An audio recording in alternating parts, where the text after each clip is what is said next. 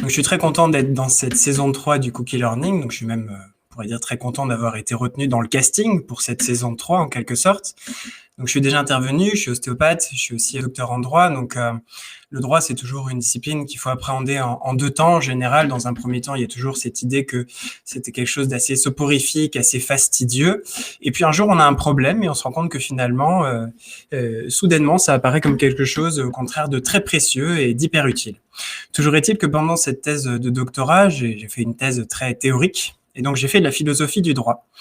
Et en faisant de la philosophie du droit, en fait, j'ai aussi fait de la philosophie des sciences, c'est-à-dire fréquenter régulièrement des disciplines qui s'interrogent sur les conditions qui font qu'une science est une science. Ce qui s'appelle l'épistémologie.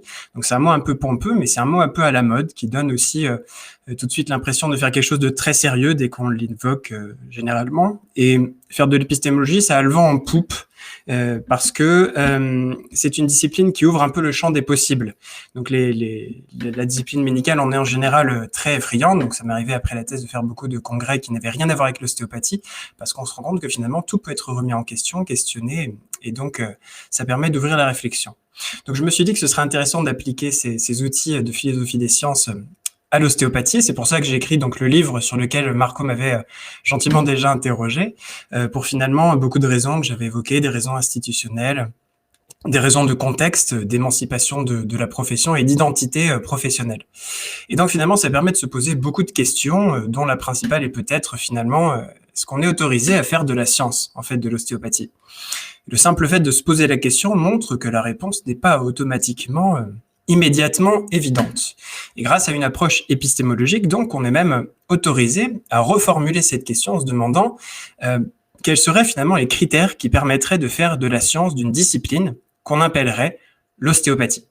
Et donc, dans l'épisode consacré à ce sujet, on va essayer d'évoquer un certain nombre de sujets assez structurants de cette thématique, c'est-à-dire des arguments récurrents qu'on entend donc par définition assez souvent dans la profession, mais qui pour autant butent et se heurtent et n'arrivent pas à trouver de solution satisfaisante, donc ils demeurent. Donc on se posera par exemple la question, il y a toujours cette petite musique dans la profession de est-ce que faire de la science finalement ça ne va pas détruire l'ostéopathie? Depuis que je donne de la formation pour adultes, c'est un sujet assez fréquent qui revient, où il y aurait cette impression désagréable finalement que, au fur et à mesure que la construction scientifique de la profession se développe, les professionnels se sentent un petit peu dépossédés de leur art, comme amputés en quelque sorte de leurs prérogatives.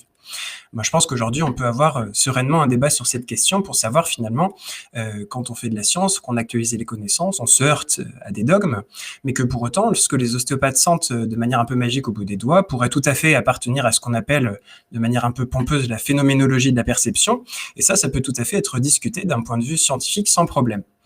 Il y a aussi cette idée que finalement, faire de la science, ça confinerait définitivement, ça condamne à faire des essais cliniques contrôlés randomisés en double aveugle. Alors je le dis très rapidement à dessein parce que ce sont des termes parfois considérés comme des choses synonymes. En revanche, on verra qu'entre les essais cliniques, la recherche fondamentale, il y a beaucoup de choses à faire et que on entend aussi parfois que l'ostéopathie, finalement, en ostéopathie, si on fait de l'evidence-based medicine, c'est un petit peu comme si on pactisait avec le diable.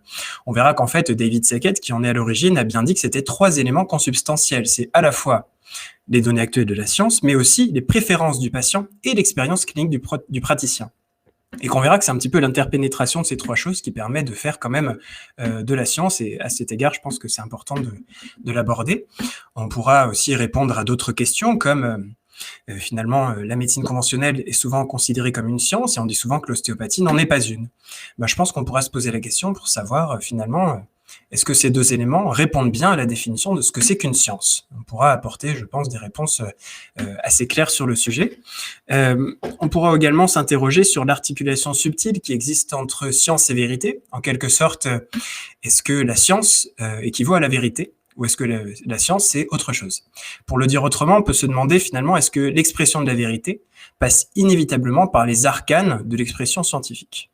Et on essaiera à cet égard de voir que c'est pas aussi évident que ça en a l'air. Et puis enfin, on pourra aussi s'interroger sur les outils qui permettent de déterminer ce que c'est qu'une preuve scientifique. Est-ce que toutes les preuves ont la même valeur épistémique ou est-ce que il y a des choses un peu plus hétérogènes et comment sont-elles constituées et comment peut-on les appréhender? Voilà un petit peu tous ces éléments, parmi d'autres questions qu'on pourra aborder sur l'épisode consacré à la science peut-être de la discipline appelée ostéopathie.